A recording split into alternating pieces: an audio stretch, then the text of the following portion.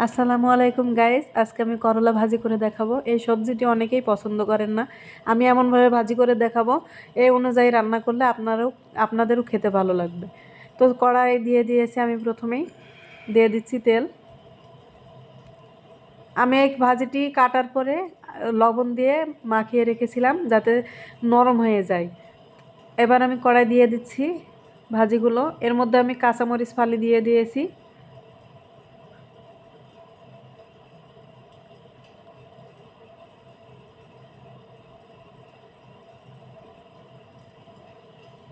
হলুদ দিয়ে দিচ্ছি, লবণ দিয়ে দিচ্ছি স্বাদ মতো। যেহেতু আমি আগে লবণ ব্যবহার করেছি, লবণ দিয়ে মাখিয়ে রেখেছিলাম, আমি এখন অল্প লবণ ব্যবহার করছি। সব কিছু আমি সুন্দর করে মিক্সড করে নিব। আমি চুলা একদম লো ফ্লেমে করে রেখেছি। আস্তে আস্তে ভাজিটি হবে। আস্তে আস্তে রান্না করলে ভাজিটি মুচমুচে হয়, খেতেও ভালো লাগে।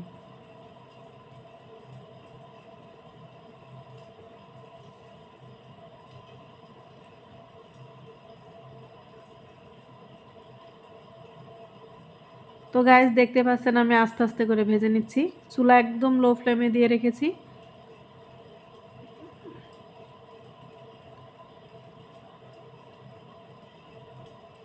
এভাবে ভাজি করলে মুচমুচে হয়, খেতে ভালো লাগে।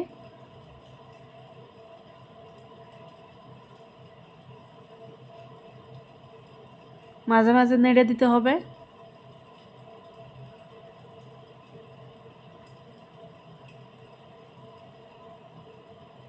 তো গাইস, দেখতে পাচ্ছেন আমার ভাজিটা প্রায় হয়ে এসেছে, দেখতেও অনেক সুন্দর হয়েছে,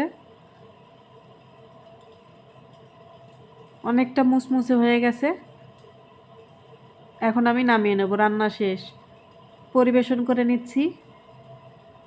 এই তো গাইস, আমার ফাইনাল লুক দেখতে পাচ্ছেন, খেতে অনেক ভালো হয়েছে।